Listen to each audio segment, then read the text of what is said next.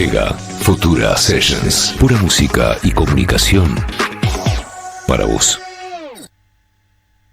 Hola, soy Piero Di Matteo, bienvenidos a una nueva edición de Futura Sessions a través de Radio Futura y a través de nuestro canal de YouTube, Radio Futura 911. En esta edición es un gran gusto recibir al amigo Gabriel Pelufo. ¿Qué tal? ¿Cómo estás, Gabriel? ¿Cómo andas? ¿Todo bien? Todo muy bien, muy contentos de recibirte en esta ocasión y en este nuevo espacio, que además de que nos escuchen, nos van a estar viendo. Por eso nos acomodamos un poco, ¿no? Sí. ¿Estamos bien? Miramos ¿Viste? a ver si estamos sí, bien. podemos aprovechar para mirar el monitor No, y ver no. si estamos... Yo estoy conforme. Que estás conforme, eso es lo importante. Bueno, Gabriel, viste que existen diferentes formas, obviamente, de encarar una entrevista que de alguna forma nos habilita a estar un ratito más de tiempo de lo que es habitual, en el sentido de que vamos a promocionar un disco nuevo, vamos a promocionar un nuevo show, vamos a promocionar un espectáculo también muy particular. Entonces podríamos referirnos a eso en concreto y tal. Pero bueno, como tenemos un poquito más de tiempo en esta ocasión, podemos incluso despacharnos con algo más. Y se suele hacer una suerte de raconto, digamos, ¿no? Desde, que en tu caso podría ser desde Pando 1983 en adelante.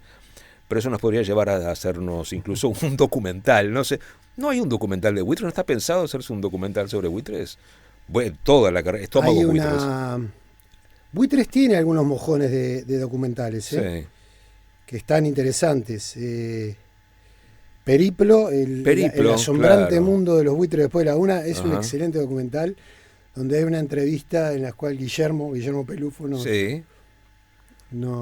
entrevistó en una especie de estas entrevistas de ir en auto, pues salíamos por la ciudad. Claro, Periplo. Guillermo nos entrevistaba. Ese está genial, ese es muy bueno. Y Estómagos tiene que tener uno, que se habló. Inclusive lo hablamos con el Hueso, Gustavo y yo, y entre los tres decidimos que teníamos que hacerlo, pero no estamos pudiendo concretar las cosas que sí acordamos. De alguna manera se quedó definido que no vamos a tocar, pero bueno, lo del documental es algo que está pendiente. Mirá y creo vos. que se puede hacer, se va a hacer. Sí, estaría bárbaro. Porque ya te digo, yo estuve repasando de alguna forma, porque en principio me planteé hacer una suerte de, como te contaba, de raconto histórico, etcétera. Pero tengo la idea además de que vos no sos muy amigo de la nostalgia. No soy un absoluto amigo de la nostalgia. Sí. Y en este caso en particular, en realidad yo lo que veo todo el tiempo, Sí. y antes me enojaba más de lo que me enojo ahora, pero Sí. todavía me enojo cuando escucho a alguien dar su versión de la historia Claro. y choca con la mía, entonces me enojo y al final no tengo ningún derecho a enojarme porque los recuerdos en última instancia uno lo va construyendo con el tiempo, y para esa persona fue eso lo que está diciendo. Se van No acomodando. lo está diciendo en mala onda ni nada, No. lo está diciendo porque es realmente lo que Claro. recuerdo. Claro. Y en realidad todos vamos a recordar nuestra juventud temprana, nuestra adolescencia. Entonces la necesidad de un documental va más que nada por Gustavo Hueso, contemos lo que a nosotros nos pareció.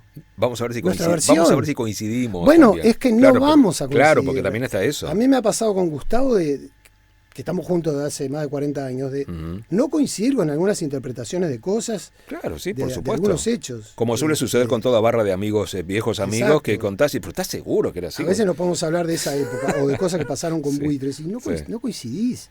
Pero es lo más normal del mundo. Sí. Pero obvio. digo, si la historia queda contada por todo lo demás y vos que fuiste protagonista no la contás, Claro, me parece que ahí el problema, bueno, sos vos no estás diciendo cómo son las cosas. seguro. Y bueno, en este caso, Estómagos fue una banda muy importante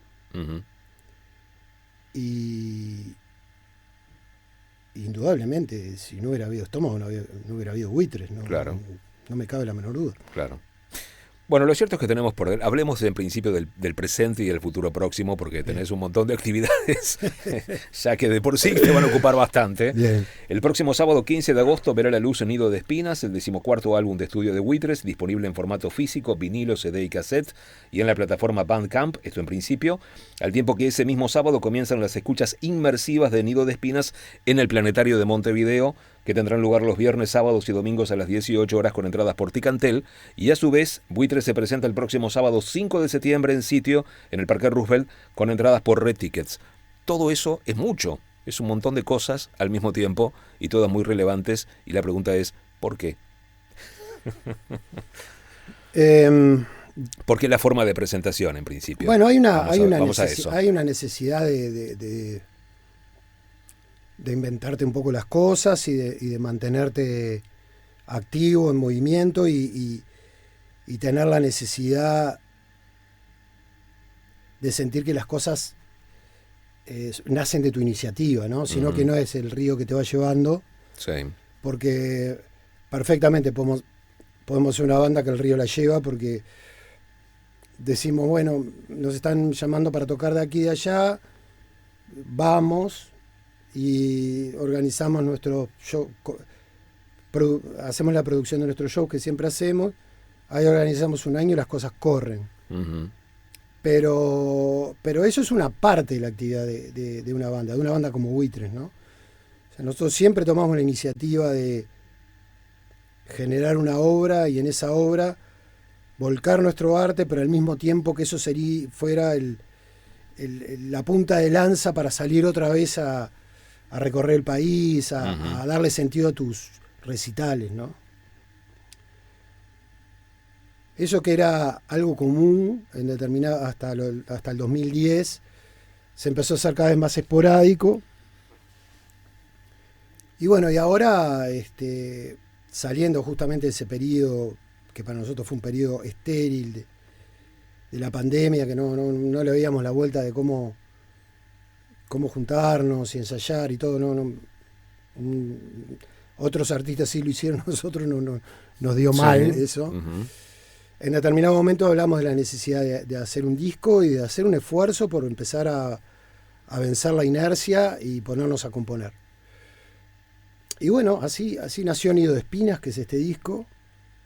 Y en el transcurso de un periodo más largo que los habituales, 2 años, a diferencia de discos que hemos hecho en general entre 4 y 8 meses, 2 años, 3 años, fuimos de alguna manera analizando el significado de sacar una obra en el contexto actual, donde hay una realidad de la forma de consumir la música, las plataformas digitales, el valor que se le da a la obra, la forma en que los artistas tienen de mostrar sus temas nuevos. Sí. Y bueno, había algo que nosotros nunca nos cerró desde que esto está instalado, que ya hace más de una década, o sea, sí. Pero nunca nos había convencido demasiado y dijimos, bueno, hagamos el camino que a nosotros nos parece que sería correcto. Cuando tomamos este tipo de decisiones, en general nos damos contra una pared. Lo hemos hecho 1000 veces, pero bueno, aprendimos a ser independientes tarde, pero bueno, ya hace bastante más de 20 años que somos independientes. Y tomamos la iniciativa de hacer un disco, de ese disco fuera una obra que tuviera 8 temas, que reflejara el contexto de un periodo de la vida, que en este caso es la vida de un personaje que habla en esas 8 canciones, que tuviera un respaldo físico y que en vez de canibalizarse y diluirse en el océano de las plataformas digitales, tuviese esa instancia, digamos, de reunión con nuestro público y compartir la obra entera con nuestro público. Resignificar el hecho de el long play, la obra de disco, la obra artística. Esa resignificación todavía le agrega una escucha colectiva, compartiendo un momento en común, de la misma forma que se comparte un recital. Y nos pareció fantástico porque nosotros estábamos dejando de lado esa parte de nuestra actividad, que es fundamental, hacer canciones, sacar discos, la estábamos dejando librada o regalada a una forma de la cual no estamos de acuerdo, pero que inexorablemente es la que se utiliza. Sin embargo, siendo artistas que cada vez que tomamos una iniciativa la gente nos responde. Uh-huh. Y bueno, por ese camino fuimos. Va por ese camino. Después me preguntará Sí. por qué fue al planetario, hicimos una película y toda la historia. Eso es un paso adelante, pero el hecho de hacer el disco en formato físico, compartir escuchas con la gente y respetar la obra, o sea, tratar de que la obra no se canibalice, sino que se escuche Sí, entera, claro. ese fue nuestro principal objetivo. Eso es la base, claro, Sí. ese es el objetivo y que en Ese es definitiva el criterio. se va a cumplir, ese es el propósito. Pero por otro lado resulta, porque si se quiere es a contracorriente, como vos mencionabas, ese río en el que varias bandas se dejan fluir, pero por otro lado también tiene la innovación del hecho de que se presente, y ahí sí voy al tema, que se presente en un escenario tan particular como es el Planetario y que se presente de una forma particular, amén de la escucha con el público. Estábamos hablando fuera del aire de que ahora se dan también esta cuestión de las escuchas con la prensa. En este caso es como que vos le estás ofreciendo tu disco, bueno, vamos a escuchar juntos, vamos a escucharlo por primera vez juntos, ¿no? O sea, tiene esa dualidad. Por un lado, es como cierta cuestión conservadora, si se quiere, vinculada con el presente de la industria, llamémoslo así, y por otro lado, el hecho de que estás innovando. Sí, sí. Bueno, coincido. Por la primera parte, que el comentario que me hacías al principio, las escuchas se están haciendo, ¿no? Sí. O sea, no están habiendo boliches, están habiendo caminatas por Montevideo, como las que hace Dopico. Uh-huh. Hay escuchas inmersivas con auriculares y hay imágenes. Sí. Eso en Montevideo está pasando seguro. Sí. No sé, capaz que en alguna ciudad del interior también, pero en Montevideo eso ocurre y ya es como algo habitual, ¿no? O sea, en este caso, no, probablemente por una referencia a mi infancia, porque viví en Villa Dolores hasta los 12 años, Uh-huh. y el zoológico era parte, digamos, de nuestro recorrido bastante habitual, y ir al planetario fui varias veces. Fuiste a conocer a Leo. Sí, bueno, tengo una foto con él. Tengo una foto con Leo, por favor. Claro. Hay una foto de Leo robándole un maní a un conito de maní de mi hermano, que era chiquitito. Bueno. Así que imaginar. Sí. Pero Cuestión por la cual, como se me decías, ocurrió perdona, el sí, planetario porque es un lugar lindo, hermoso, es un lugar de comunidad, probablemente inexplotado, pero que tiene una actividad febril con todas las escuelas, liceos que van, grupos de chiquilines, o sea, uh-huh. Y a mí siempre me resultó muy agradable ir al planetario y sumergirme en esa esfera y ver pasar desde el amanecer al atardecer, ver las estrellas. Uh-huh. Sí. Parecido a cuando te metes en un cine. Claro. Y ahí viene lo otro.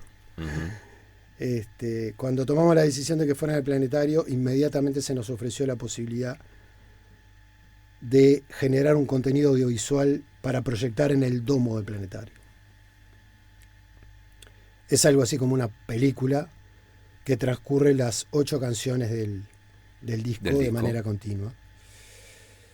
Y bueno, y es la forma que decidimos para hacer las escuchas. Esa proyección se hace en el domo, entonces tiene de alguna forma, sí, no sé, 360, si se quiere, cóncava. Con el sonido también. Con el sonido también. Sacan el aparato del medio.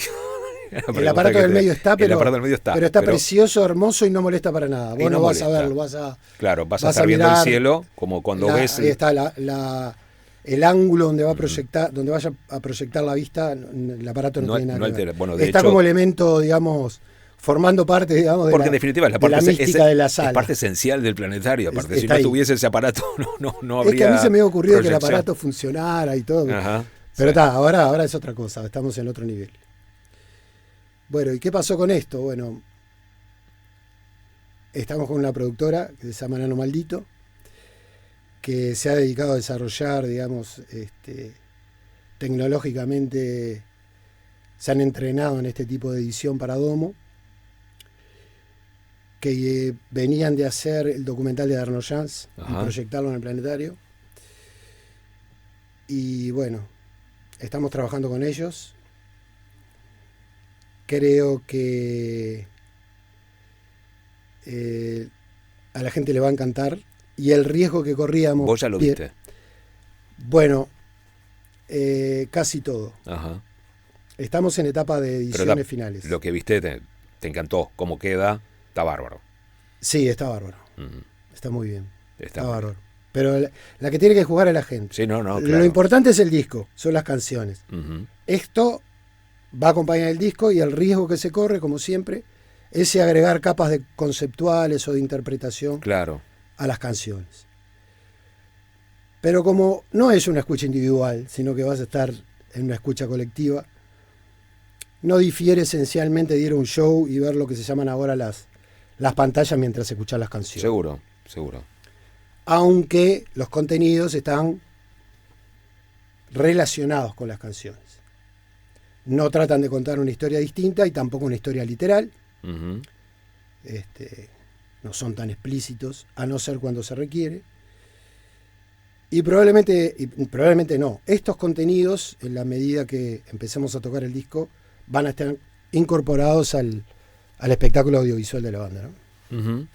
Entre, bueno, si se quiere de alguna forma, la condición por no ir con ese río fluyendo implica que no tenemos corte adelanto del álbum, como suele suceder, 1, 2 o 3 cortes adelantos, y con lo cual tampoco de buenas a primeras tenemos una idea de por dónde vienen Nido de Espinas. Va a ser toda una sorpresa. Yo te tengo que agradecer a vos públicamente, como hago con todos los periodistas que tienen la amabilidad de hacernos entrevistas, Sí. de acceder a que yo venda algo un mágico, intangible. un intangible. Un intangible, claro. Del cual no puedo decir demasiadas Sí, cosas sí. porque la gracia Sos está... un vendedor de seguros.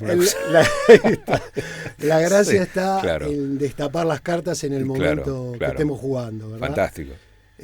Sí hay una pista, me reía recién porque el otro día estuve con el Garo y yo le dije, escribiste mucho sobre el río y yo también, en el disco nuestro hay río por todas partes y te mencioné el río. Y aparte, y es lo único que voy a yo te lo decir. estoy insistiendo, seguimos con el río. Bueno, hay un río, no pero sabemos. Bueno, no, el río tiene que ver con todo esto. Pero sí, son cartas que se van a destapar en el momento porque, ¿qué es lo que pasa? El día de la primera escucha es el día que el disco sale. Claro. Obviamente, no es solamente formato físico, va a estar en una plataforma que se puede descargar entero el disco. El mismo sábado 15. A partir del sábado 15. Y obviamente las personas que vayan yendo sucesivamente al planetario, de repente a través de estos mecanismos, capaz que ya accedieron al disco, Claro. lo compraron, lo bajaron comprándolo, lo tengo que aclarar, Uh-huh. y lo escucharon, entonces ya van a ir. Pero las primeras experiencias probablemente sea de personas que no tienen ni idea. No tienen ni idea de qué, Claro. de qué es lo que van a ver. Y eso me parece alucinante, porque Sí. a mí me pasa mucho con el cine, que siempre odio a las personas que me dicen cualquier cosa sobre la película. Claro. Las mejores experiencias que he tenido en el cine han sido cuando me metí adentro Y no tenías y la no más tenía la mínima más pálida idea de lo claro, que estaba de qué pasando. se trataba. Me puede pasar hasta con ir a un festival y encontrarte una banda que no sabías que tocaba y te encantó, ¿viste? Pero a mí de hecho, esa sorpresa me gusta. Obviamente sí, claro. no le va a pasar a todo el mundo, pero Uh-huh. o la gente va a tener la opción de decir, bueno, yo no quiero escuchar nada hasta que tenga esa escucha colectiva, ¿no? No es que tenga la intención en particular de saber de qué se trata, de qué va el disco, pero bueno, tienen un disco previo, un Mecánica Popular, y uno piensa que puede haber cierto seguir por el camino de Mecánica Popular, aunque ya tiene unos cuantos, estamos hablando de 6 años. 6, 7 años, ¿no? De Sí, Mecánica sería Popular. el séptimo. Claro, en realidad sería eran el séptimo 6, año, sí. porque lo terminamos el año pasado, pero lo estamos sacando ahora. Claro, Son 7 años. Claro.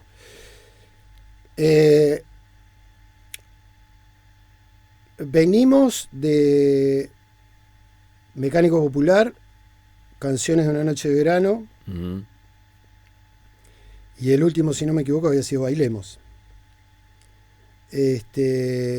Y Canción de Cuna, o sea, Canción de Cuna, Bailemos, Canción de una noche de verano, Mecánica Popular.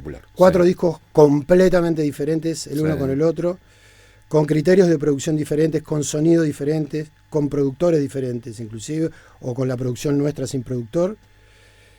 Y a mí esos 4 discos me enorgullecen enormemente porque pudimos de alguna manera sobrevivir al éxito de nuestras canciones clásicas y poder generar muy buenos discos y agarrar para lados completamente diferentes. Entonces ahora voy a decir que este disco va para otro lado completamente diferente. Está muy bueno y es una experiencia digna de ver, con lo cual le agrego más misterio a de lo que estamos hablando. Pero sí, nos fuimos para otro lado. Obviamente tomamos decisiones políticas importantes. El productor, Ale Vázquez, productor argentino de rock, del cual teníamos referencias a través de La Triple, de Cristian Cari, que me habló muy bien de él, me dio muchos detalles. De Ernesto de Taylor's Problem, que también habló con Orlando y le dijo, che, mirá, no sé qué, porque ellos venían de producir un disco con él. Bueno, tenía el antecedente de producir discos de La Vela Puerca también. Y Ale nos propuso a Sebastián Taicera de La Vela. Y bueno, se armó un equipo de producción fantástico. ¿Se los propuso como parte, Sebastián, como parte del equipo de producción también? Sebastián formó parte de la producción artística del disco, sí. Sí, trabajó con nosotros con las canciones. Le dimos la maqueta de las canciones para trabajar. Y Sebastián trabajó, sí. Sí. Cosa que no había sucedido antes nunca tampoco. No, de darle la maqueta a alguien para que trabaje sobre las canciones, con Jimmy Rip. Claro. El guitarrista americano que fue productor de varias bandas argentinas, pero también tocó con los Rolling Stones y produjo a Jagger. Y alguna vez hicimos algo con Off the Label, fuera de concurso, por decirlo en español. O sea, no oficialmente hicimos algo con algún productor. Porque con Álvaro Villagra, en realidad nosotros le mostrábamos las canciones que íbamos a grabar y cómo las íbamos a grabar. Y a veces en el estudio probamos algunas cosas diferentes, pero no había una tarea de preproducción. Con el otro que habíamos trabajado, sí, fuertemente y durante mucho tiempo, fue con Michel Peyronel para Mientras. Claro. Que es un disco excelente en el cual Michel solucionó un montón de aspectos de las canciones sin agregar nada. Simplemente es como cuando estás resolviendo un acertijo, ¿viste? Sí. Y ahí metió cuchara y resolvió. Metió algunas cosas ahí que estuvieron muy buenas. Creo que le hizo muy bien al disco. ¿Y la composición de este disco fue por los carriles habituales? Es lo mismo de siempre. Tenemos líneas melódicas originales o partes de tema que traen Gustavo o Pepe. En el caso de las de Pepe, yo escucho lo que el Pepe graba en su casa y le sugiero llevar el ensayo de determinadas cosas. Entonces las llevamos. Hubo una canción que trajo Orlando, me la presentó. Él la había sacado, él tiene una composición en Mecánica Popular, Pituca. Me la presentó con melodía, pero me dijo que le hiciera la letra, no sé qué. Yo le cambié la melodía, entonces con Orlando hicimos una canción.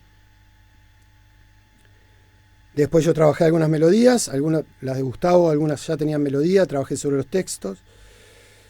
Con las de Pepe a medias, como siempre, un pedacito de melodía de él, otro yo. A un tema de Gustavo le cambié la melodía y al final los textos los terminé haciendo todo yo. Los textos todos tuyos. A propósito de... Pero trabajamos así, o sea, llevamos las cosas al ensayo y laburamos mucho. Y después tuvo esa otra instancia con los productores, ¿verdad? Con Sebastián y con Ale. Ale también opinaba, pero Ale quería que Sebastián fuera una especie de curador de la banda, o sea, que no nos saliéramos de buitres para las canciones. Claro, está bueno. Lo que te iba a decir, como compositor, como autor de textos, digamos, o como escritor, has tenido algunas líneas que son de alguna forma en común, que han trascendido el tiempo, pero bueno, como no quiero hablar de nostalgia, cuando estás escribiendo hoy por hoy, si bien este disco ya se hizo en definitiva el año pasado, ¿no? Entre el 22 y el 25. Entre el 22 y el 25. Cuando escribís, o mejor dicho, ¿cómo ves el futuro? Es la pregunta. ¿Cómo ves el futuro el futuro de esta realidad que nos toca vivir? Bueno, hay una cosa, es cómo veo yo el futuro, y si hay una manifestación, si hay alguna expresión, aunque sea elíptica, de esa visión en las canciones. Sí. Porque en mecánica popular hay muchas de eso. Claro. Porque está El Último Guión, que es fantástica. Está Habla en la Caja, que es fantástica. Está Mecánica Popular, el tema que yo creo que hablan un poco de una visión, digamos, de contexto y de un poco para adelante, ¿no? Y de futuro. Y de futuro, digo, el habrá más sangre es una sentencia que es como lo inexorable, pero que uno siempre tiene la posibilidad, siempre hay agujeros en la pared por los cuales uno puede escapar y construir, no individualmente, sino con otros o con otra persona, construir cuestiones alternativas. Estoy explicando una letra y te voy a matar, Piero, porque yo No, está bien, pero es que yo te lo pregunto porque de hecho la forma. Pero también el último guión es. Yo un día leo un diario y que habían encontrado en un cajón en la casa de Stanley Kubrick, en una de las mansiones de Stanley Kubrick, las 18 que tendrían, encontraron un guión de una película que nunca se había conocido, entonces ya estaban planificando. Yo me reía carcajada y se me ocurrió en el año 2018 19, que agarraron un guión, se lo daban a una inteligencia artificial y filmaron una película. Claro, sí. Como una cosa que me parecía absurdo en un tema que después tiene un quiebre y justamente va exactamente para el otro lado, o sea, sale del lado de la razón y pasa para el lado del espíritu, de lo emotivo, del tipo que está en otro polo, ¿no? Bueno, pero esa idea inicial de la inteligencia artificial resolviendo o procurando algo que lo vistes en 2018 es justamente una perspectiva de futuro. Y te lo preguntaba el tema también del futuro, porque ese pararte que tienen hoy con respecto a la industria, volvemos al río, con respecto al fluir de la industria, es una forma también de posicionarse frente a este futuro que parece de alguna forma inexorable. Bueno, pero ahí están las cuestiones. Estamos hablando, el criterio que estamos tomando para sacar este disco, con un ejemplo de un par de canciones en los cuales hay cuestiones que son inexorables. O sea, la era digital es como inexorable. Claro. En Mecánica Popular, el tema que anda dando vueltas ahí es el anacronismo. Y nos reconocemos nosotros como anacrónicos, ¿no? Porque Mecánica Popular era la revista que te decía que el futuro iba a haber un auto volador. Ahí está. Que iba a ser como el dibujito de los supersónicos. En el año 92, y llegamos al año 92 y no había. Bueno, entonces en el 90, claro, ni siquiera en el 2000. Claro, por eso. A fines de los 90 las cosas iban a ser. Era un futuro anacrónico, que es muy loco. Era un futuro anacrónico. Seguro. Totalmente ilógico. Esto que está pasando es completamente inimaginable, pero es un futuro, es una realidad. Es inexorable, es inexorable. Nos ha superado el tiempo cronológico con respecto a nuestro tiempo biológico. Sí, las cosas van a una velocidad que las personas no la están pudiendo seguir, sobre todo de determinada edad para adelante, y me incluyo. O sea, está complicado para seguirle el ritmo a las cosas como van. Sí. Entonces, la complejidad de lo nuevo o de ese futuro que brilla que está descrito tan apocalíptico aparte, ¿no? Porque no estamos viendo alternativas a descripciones apocalípticas. Bueno, siempre tienen formas de zafar. Sí. Que es amenazante, ¿no? Siempre es amenazante. Siempre es amenazante. Lo desconocido genera miedo, toda la historia. Pero siempre hay una cuestión amenazante, ¿no? Entonces, la idea es poder zafar. La idea es encontrar fórmulas para tratar de hackear, ¿no? De ir para otro lado. Cada cual, individuales para mí no tienen que ser. Para mí siempre está bueno. Con mi grupo de amigos hacemos canciones y sacamos las canciones así y tocamos en recitales y somos seres humanos cantando canciones. Esa es la forma, ni más ni menos. Para mí es así de sencillo, no estoy hablando de ninguna otra cosa. Y de allí la idea justamente, además de compartirlo con el público, de que de ahí bajarlo a tiempo real y a sacarle esa idea de que estoy escuchando el disco nuevo de Buitres y al tercer tema me aparece una banda de otro país. Qué fortaleza, Bárbara, eso que mencionaste de la amistad, ¿no? Una amistad que tenés con Parodi. Sí, es una fortaleza, pero bueno, ya sé que por supuesto es una también forma es una de sociedad. relacionarse, que esa amistad son amistades complejas. Con Gustavo, con Pepe, con Orlando también hace 20 años tocamos, ¿no? Claro. Yo lo conozco a Sí, Orlando, sí. que teníamos Claro, o sea, 17, el nuevo 18 años. hace 20 años. Él se hace mucho más joven que yo, pero no es tan más No, joven no. que yo. Sí. Se hace muy el crack. Pero nos conocemos de adolescente, ¿viste? Él era punk. Yo qué sé. Y los punks todos nos conocían. Los hermanos Fernández eran los hermanos Dalton. Seguro, eran los hermanos Dalton. Sí. Llego a la casa de ellos, tomábamos la leche, la mamá nos cuidaba, yo qué sé, nos cuidaba, digo, éramos adolescentes. Pero hay una relación muy estrecha, sobre todo con Gustavo, con Pepe. Y lo fantástico es poder hacer canciones y tener una banda donde tocamos juntos. Claro. Y donde queremos estar ahí, ¿no? Otra fortaleza, por supuesto, tiene que ver, en definitiva, respecto a cómo encarar el futuro. Vos sos pediatra, es decir, trabajás permanentemente, tenés un contacto, obviamente, lo has tenido con niños, o sea, que son el futuro. Tenés 2 hijos que ya tienen, ¿qué edades? Pasaron los 20 ya hace rato. Sí, mitad de los 20, sí. 26 y 24. 26 y 24. Ahora me vino a la cabeza, vos sos una especie como de Dr. Jekyll y Mr. Hyde, por un lado, ¿no? Sí, yo ahora me defino como, porque hago muchas cosas más también, como un polímata de baja estofa. O sea, como un tipo que hace muchas cosas, pero no destaca demasiado. Aunque hay gente que, como cantante soy un cantante popular y hace décadas que estoy cantando y bueno, mucha gente me quiere, otros no les gusta como canto, eso no importa, pero ahí me destaqué. Como pediatra creo que también me destaqué, pero bueno, pero también tuve mucha exhibición mucha exposición pública y bueno, igual estuve vinculado a la salud pública porque estuve trabajando en el Pérez Rosell y después hago un montón de cosas más que no destaqué demasiado, pero por eso soy un polímata de baja estofa, pero hago muchas cosas, soy de esas personas que necesitan hacer muchas cosas. O sea que algo más que un Dr. Jekyll y Mr. Hyde, porque yo lo pensaba en el sentido de vos estás de repente como el Dr. Jekyll, sos el Dr. Pelufo que está con su túnica blanca, se quita la túnica y ahí aparece el hombre de negro. No, por eso, siempre... pero bueno, pero el ser humano es contradicción, digo.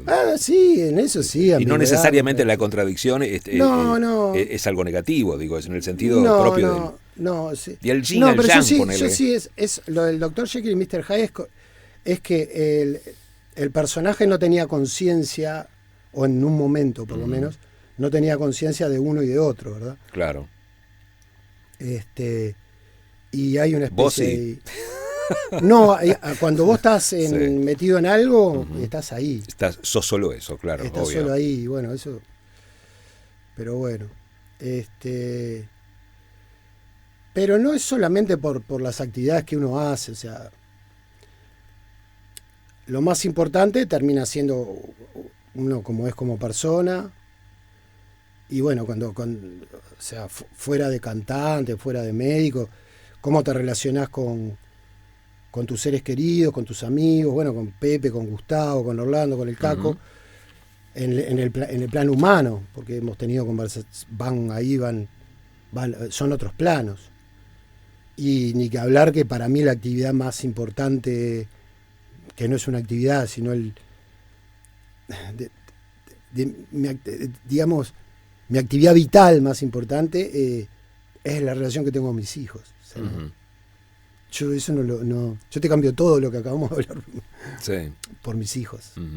Eso no es indudable. Que ya están grandes y a la vez son el futuro. Pero a la vez son el futuro. Y sí, no, más bien, sí, por supuesto. No importa que sean grandes. Y no claro. los quiero achicar ni nada. No, pero... Ni los quiero achicar ni los quiero que crezcan. Quiero que estén ahí. Siguen siendo los hijos, siempre. Pero sí, es la relación más importante que uno tiene.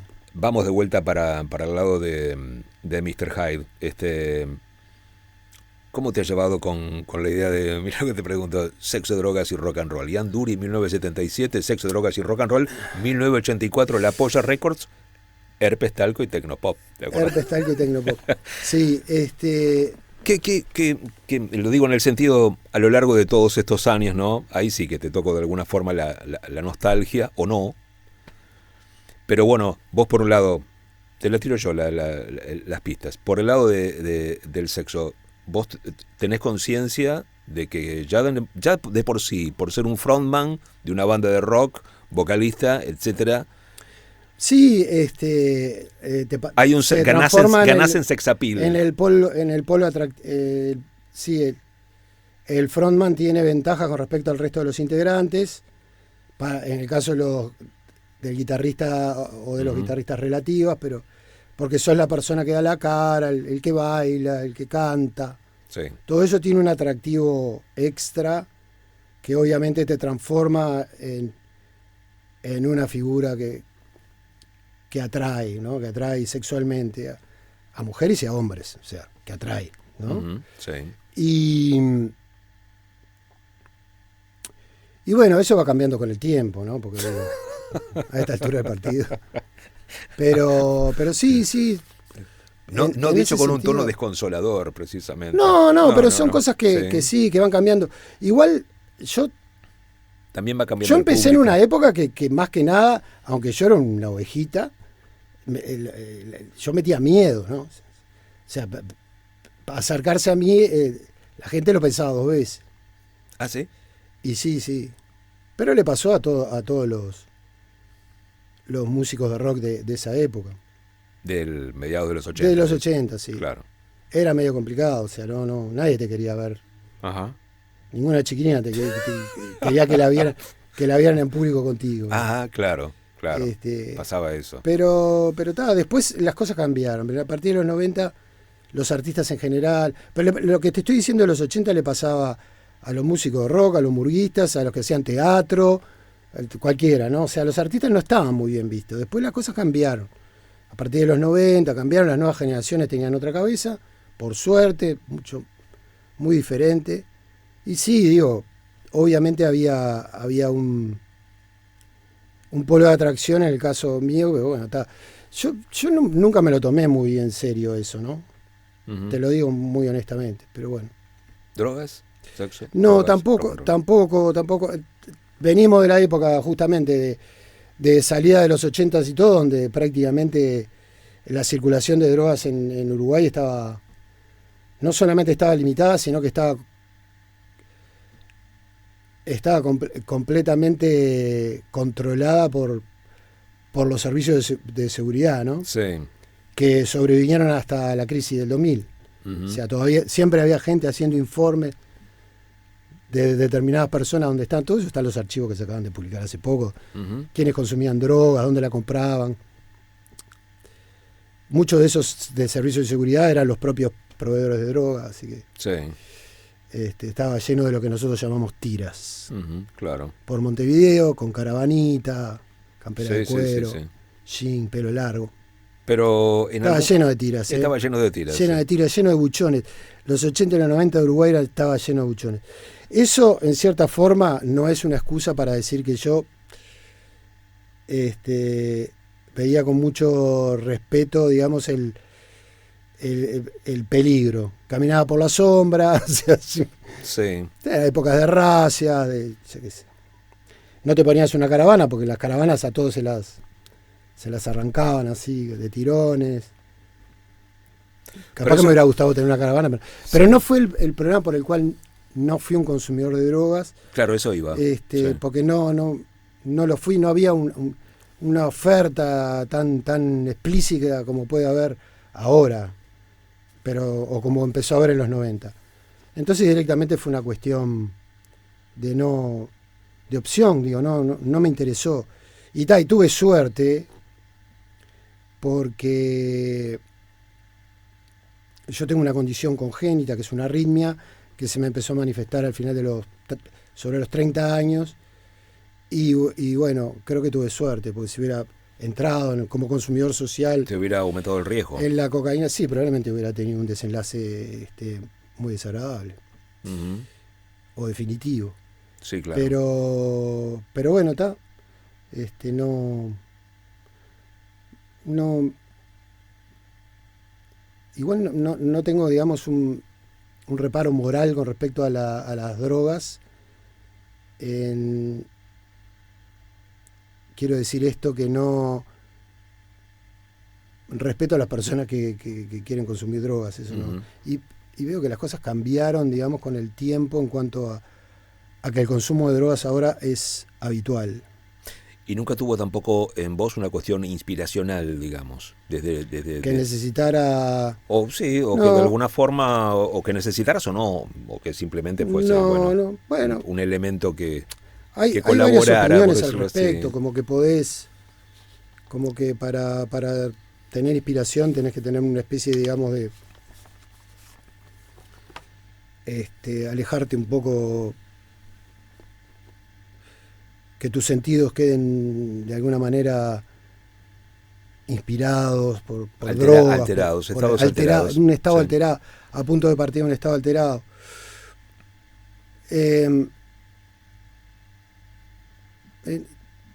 Yo no estoy tan de acuerdo con eso. Dolina una vez dijo que en realidad eso forma más de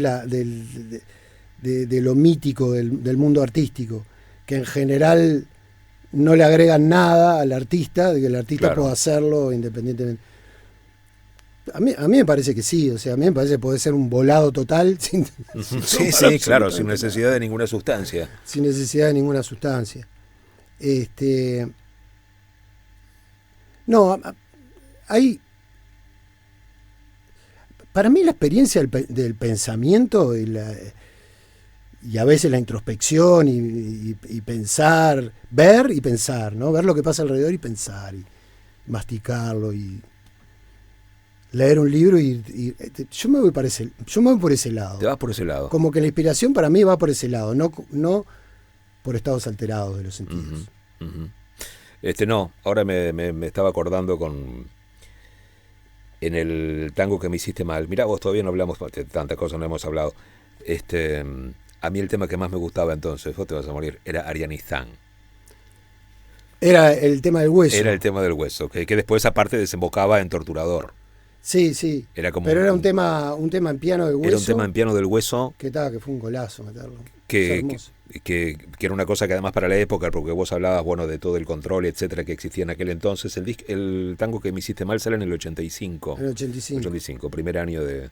Las canciones fueron hechas entre el 84 y principio del 85. Ahí está. O ese tema en particular era una cosa como muy, muy closer del Joy Division, ¿no? Muy... Sí.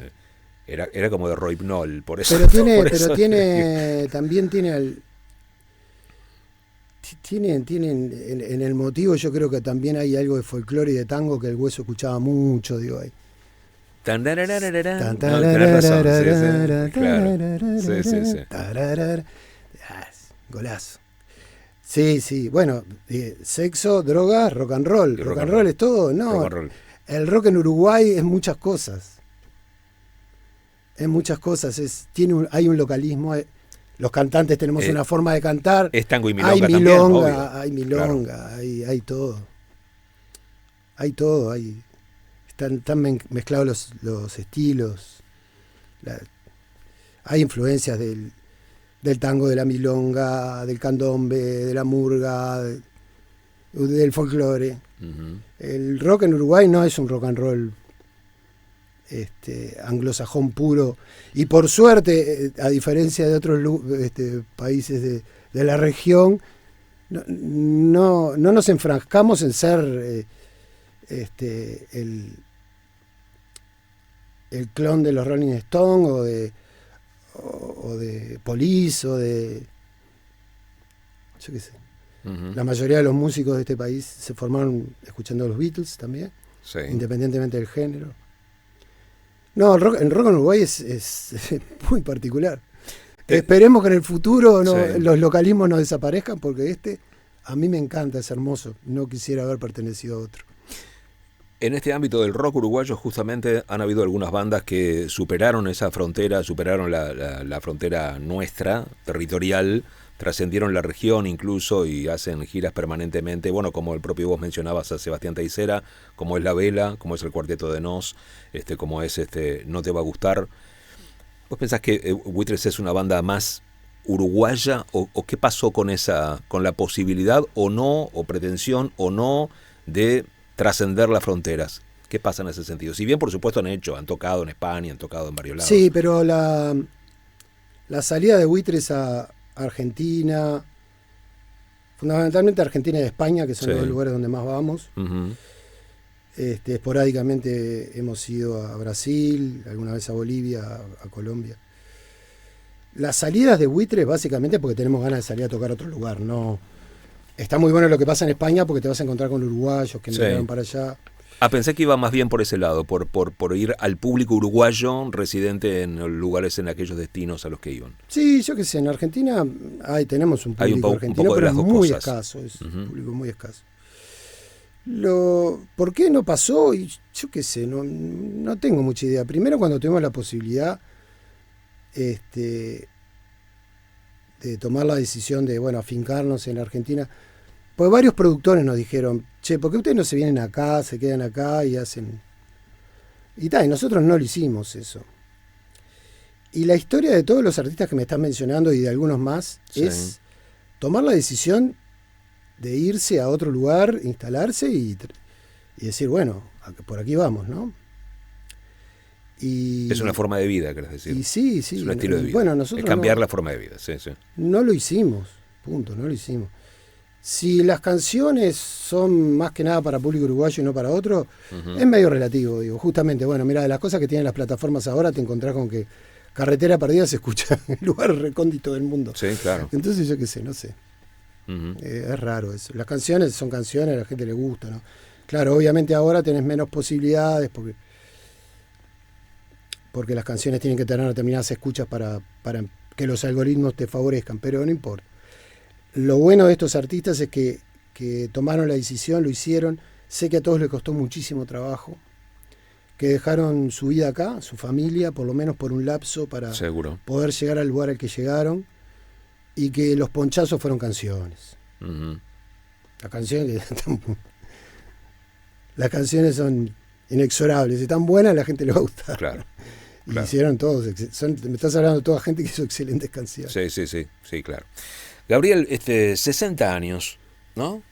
Tengo 60 años. Cumplí 61 años en octubre. Sí. Uh-huh. ¿Cómo se ve la cosa desde ahí? Bueno, no tenemos mucha diferencia etaria, pero claro. Bueno. Yo dije eufemísticamente cuando dijimos sexo, droga, rock and roll, empezamos por sexo. Y ser un sexismo a esta altura del partido es medio extraño. Sí, como dice Garo también, que es lo único que tiene de sex es porque es sexagenario. Es sexagenario. Claro. No, yo qué sé, a mí valoro muchísimo el hecho que junto a mis compañeros, junto a Gustavo concretamente, o específicamente Gustavo también, pero con el Pepe también,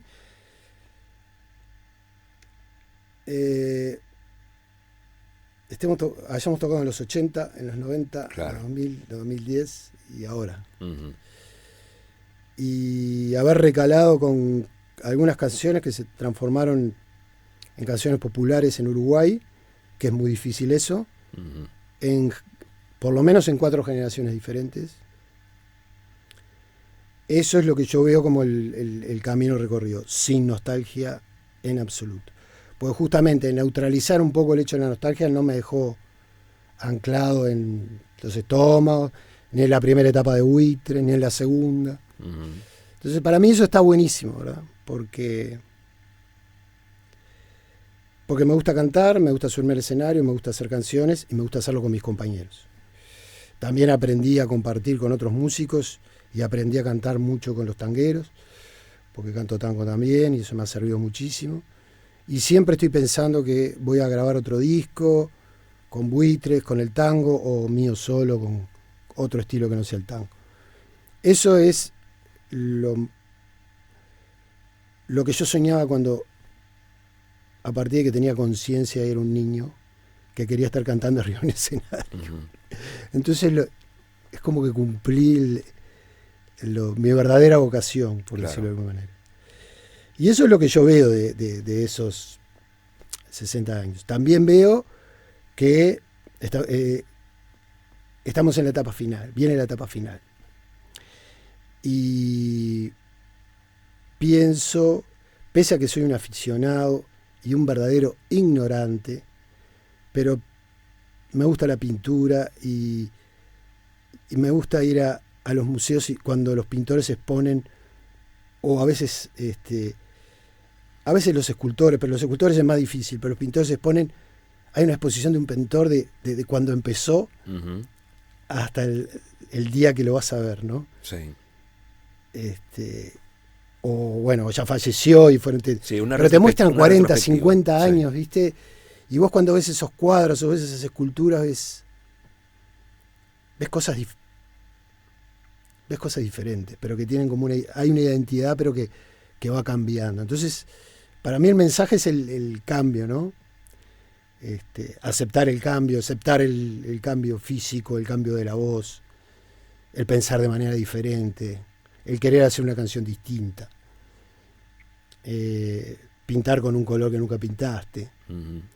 Y eso me parece alucinante. Me parece alucinante y me gusta, a mí me entusiasma. Por el otro lado tengo la vida esa del doctor Jekyll, Sí. de la vida científica, el razonamiento y todo eso, que no dejan de ser importantes, pero me recuesto más en este otro lado, que siempre fue un lado misterioso, que me mantiene muy entusiasmado siempre. Qué bueno. Gabriel, nos merecemos una nueva charla, pero en principio el próximo encuentro va a ser el 15 de agosto, Bueno, por lo visto. vas a escuchar el disco de la manera que a vos se te ocurra. Sí, claro, sí. No, no sometido claro. a un rebaño interconectado. Claro. Y vendré a hablar contigo del disco si querés. Eso sí, no voy a tratar de no explicar demasiado las canciones, porque las canciones no hay que explicarlas. Sí. Y hoy me pisé el palito y expliqué un par. Pero fue cosa tuya, yo no te... Fue culpa mía, sí, fue cosa tuya. Pero Gabriel, muchas gracias. Muchas gracias por haber estado acá con nosotros y bueno, ya te digo, espero que nos volvamos a reencontrar en este ambiente o bueno, seguramente nos veremos ahí por el Planetario o en sitios, sin duda. Brillante, muchísimas gracias. Será hasta entonces. Señoras, señores, hasta la próxima edición de Futura Sessions. Muchas gracias, chao.